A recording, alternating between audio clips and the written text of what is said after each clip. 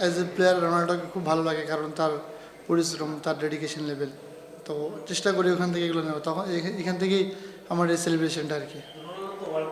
আলহামদুলিল্লাহ, আল্লাহ পাকের কাছে শুক্রিয়া যে আমি ভালো কন্ট্রিবিউট করতে পারছি। আমার কাছে সব থেকে ইম্পর্টেন্ট যে আমার টিমটা জিততে পারছে, তো আলহামদুলিল্লাহ এতে আমি খুশি।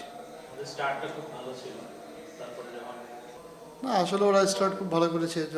যখন ক্যাপ্টেন আমাকে বলেছিল বোলিং করার জন্য, তখন আমি প্ল্যান করছিলাম যে আমি আমার স্ট্রেংথে থাকবো।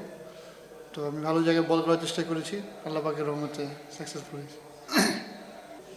আসলে আমি পার্সোনালি ব্রাজিলকে সাপোর্ট করি।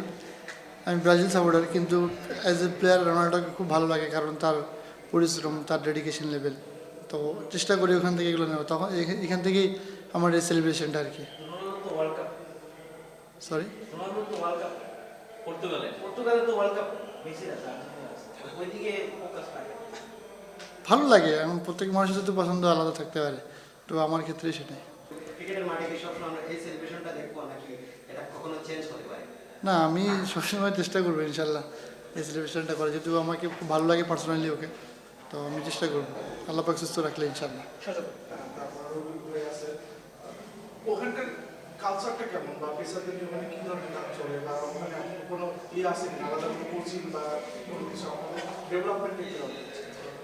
ওইখান থেকে আসলে এখানে আমাদের যেগুলো সিনিয়র বড় বাইরে ছিল, তো ওনারাও পেস বোলিং করতো, ওনার থেকে আমার ইন্সপায়ার্ড হয় আর কি।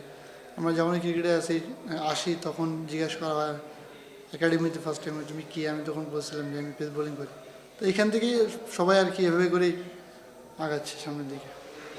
টেস্ট সিরিজ থেকে ফুটবলের জার্নিটা একটু বলতে, মানে কিভাবে হলো, প্লাস রাইজিং স্টার্সে গেলেন সেখানে জার্নিটা ওইটার কনফিডেন্স কি এখানে কাজে লেগে?